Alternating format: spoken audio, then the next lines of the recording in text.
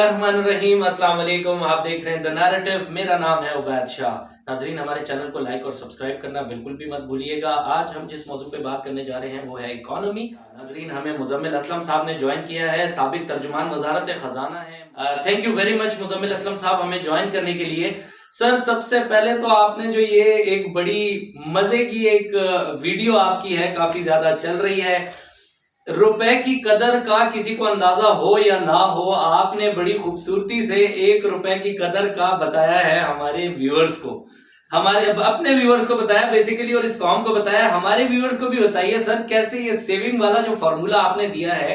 वैसे तो हमें कोई सुकून नहीं है इस मुल्क के अंदर मईशत के लिहाज से, क्या कहेंगे इस पे?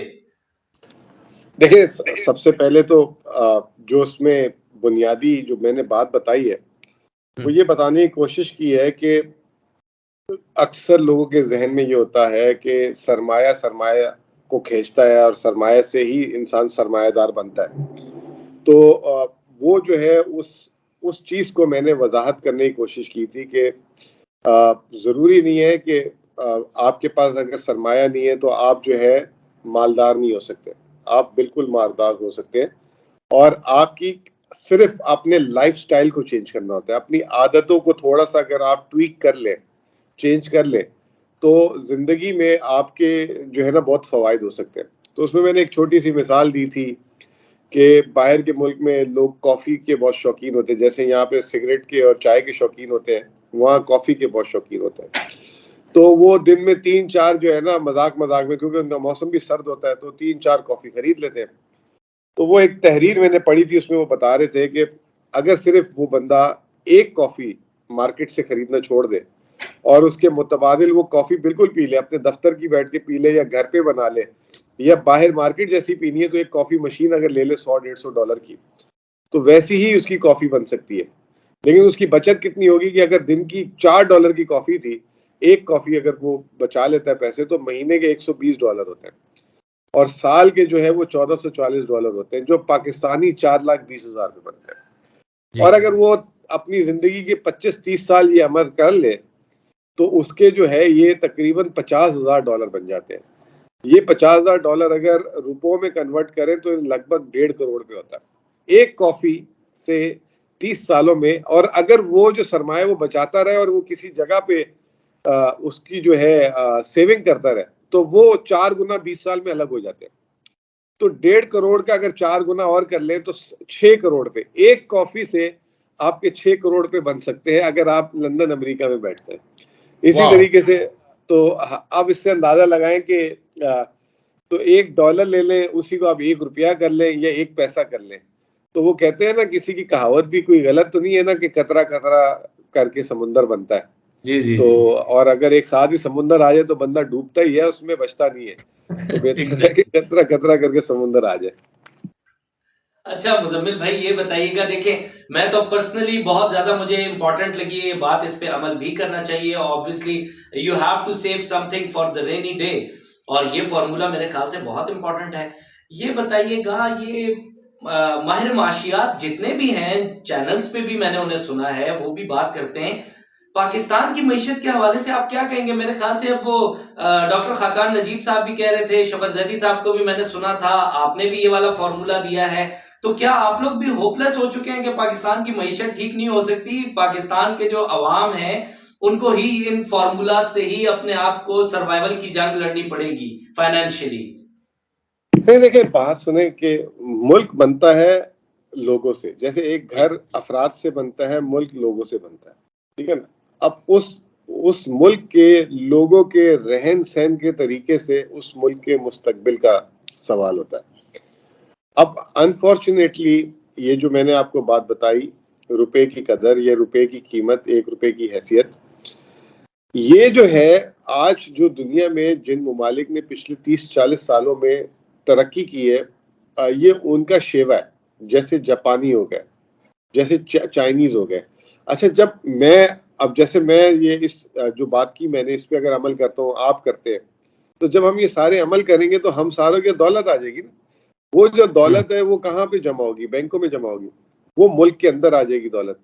उससे जो है, अगर हमने बैंक में रखी है तो कोई उससे सरमायाकारी करेगा, اور ہمیں اس کا جو ریٹرن دے گا. تو وہ جو ملک ہے وہ اس کا سیونگ ریٹ بڑھتا ہے. جب سیونگ ریٹ بڑھتا ہے تو saving is equal to investments کہتے ہیں, یعنی کہ اسی کی برابر, اسی کے مقدار کے برابر سرمایہ کاری ہوتی ہے. اور جب سرمایہ کاری ہوتی ہے تو ملک میں پیداوار بڑھتی ہے, روزگار بڑھتا ہے.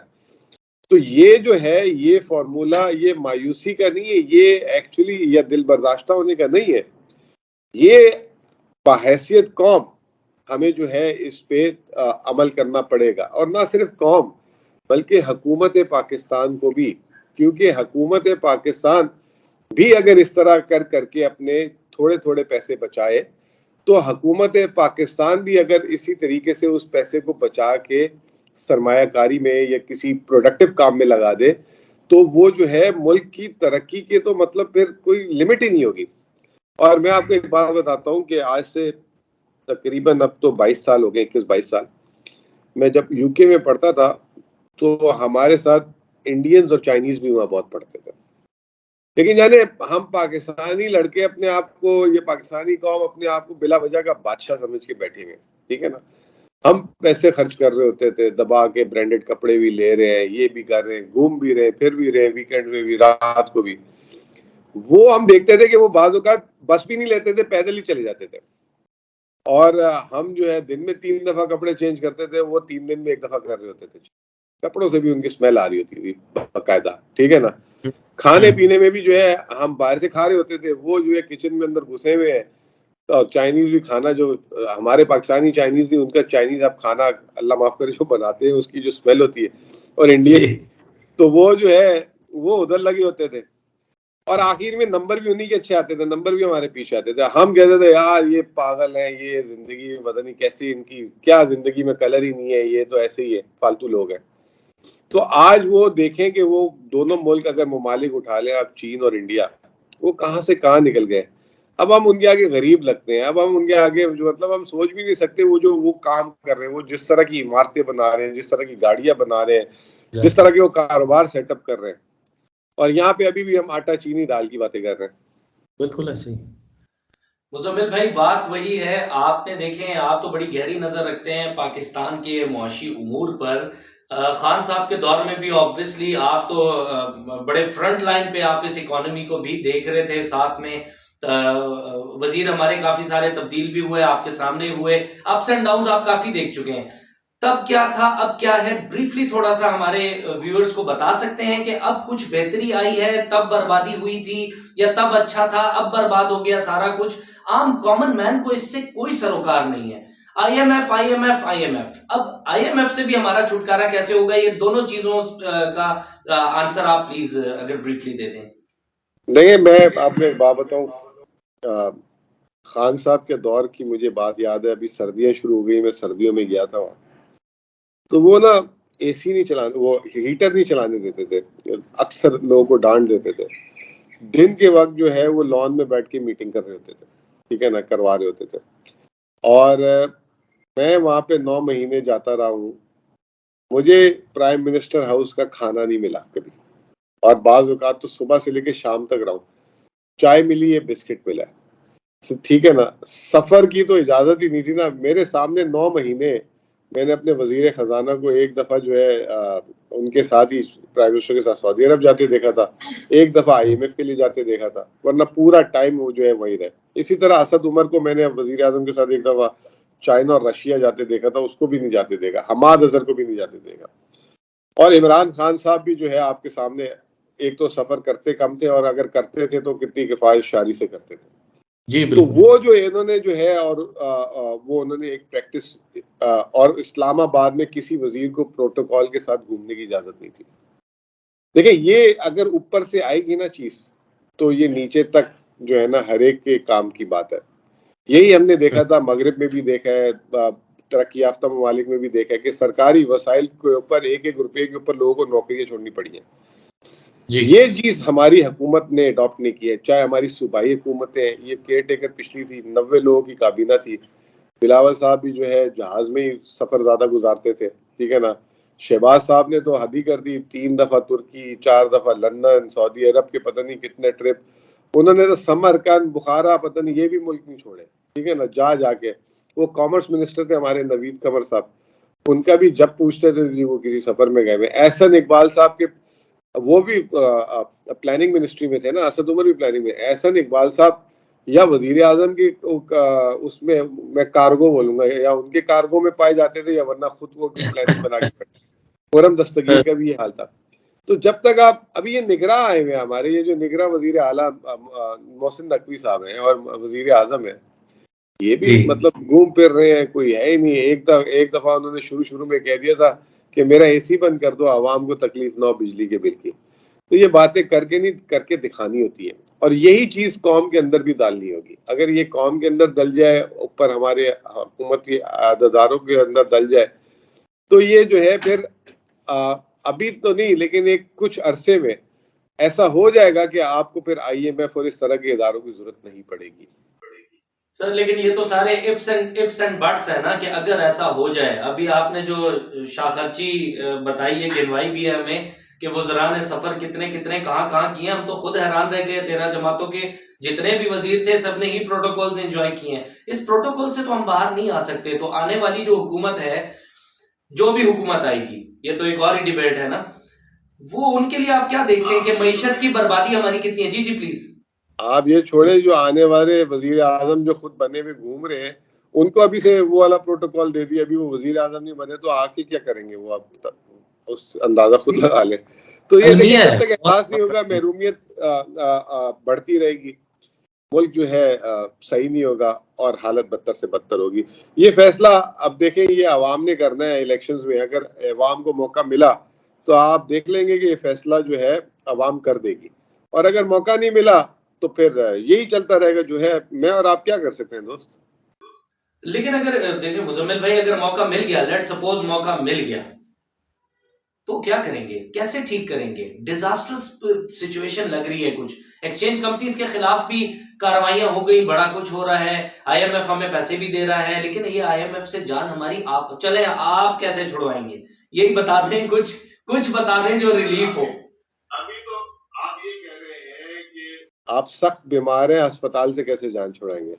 اسپتال تو ابھی اب جانا پڑے گا دوست. ایسا ہو ہی نہیں سکتا کہ مارچ میں آپ کہیں کہ یہ حکومت آ گئی ہے, یہ حکومت آ گئی, IMF پہ نہیں جائیں گے.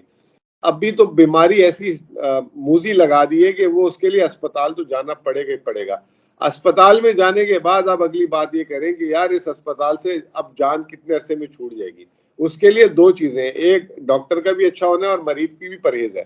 اب ڈاکٹر اچھا مل جائے, مریض پرہیز نہ کرے, تب بھی آپ اسپتال میں جائیں گے, یا پھر اللہ خیر صلی اللہ اوپر چلے جائیں گے. ٹھیک ہے نا. تو یہ تو اب 2 وے ٹریفک ہے بھائی. یہ ایسا ہو نہیں سکتا کہ بغیر عادت چینج کیے جو ہے آپ اسپتال بھی نہ جائیں اور کام بھی چلتا رہے, آپ صحت مند بھی رہے. ایسا ہو نہیں سکتا سر. تو اگر عطائی ڈاکٹر ہی مل گیا تو پھر تو this would be a disastrous position. اب دیکھیں نا, آپ خود کامنٹ وہی والا دے رہے ہیں. جان پہ جان اسی آئی ہوئی ہے کہ یار یہی اگر چلتا رہا تو پھر تو اب تو صحت بھی اتنی خراب ہو چکی ہوئی ہے کہ مطلب ایک کھانستے ہیں تو جو ہے نا منہ سے خون نکلتا ہے, اتنی خراب ہو چکی ہوئی صحت. پہلے تو چلو نوجوانی تھی, جو ہے صحت 19-20 ہوتی تھی تو وہ برداشت ہو جاتی تھی. اب تو ملک کی اکانومی کی صحت بھی اتنی خراب ہے کہ وہ کوئی چھوٹا سا جھٹکا بھی برداشت نہیں کر سکتی. آپ ریئلی یہ this is very alarming coming from you, کہ اگر اتنی الارمنگ پوزیشن ہے تو یہ مطلب IMF کے ساتھ تو ہمارا پھر چولی دامن کا ساتھ ہے. آپ IMF کے حوالے سے بھی پلیز ایک کامنٹ اگر کریں. یہ 75 سال سے آپ ماشاءاللہ 1958 سے IMF کے ساتھ, مطلب آپ کا دل ہی نہیں لگتا IMF کے بغیر. آپ یہ سوچیں. چلے مزمل بھائی, تھینک یو سو ویری مچ. بس یہ جو 1 روپے والا آپ نے آپشن دیا ہے اور پاور آف ون اکانومی, میرے خیال سے عوام کو ہی اس کے اوپر, آپ کی یہ بات مجھے پرسنلی بھی بڑی اچھی لگی تھی اور لوگ بھی بڑا پسند کر رہے ہیں اس مشورے کو. تو میرے خیال سے باقی تو کچھ ہو نہ ہو, یہ پاور آف 1 روپی جو ہے اس کے اوپر ضرور ورک کرنا چاہیے. اللہ تعالیٰ آپ کو بھی جزا دے. ایسے اچھے مشورے بہت زیادہ اس قوم کے لیے ضروری ہیں. Thank you so very much once again. آپ کا بہت شکریہ دا نیریٹو دیکھنے کے لیے. اپنا بہت سارا خیال رکھیے گا. اللہ تعالیٰ پاکستان کا حامی و ناصر ہو. اللہ حافظ.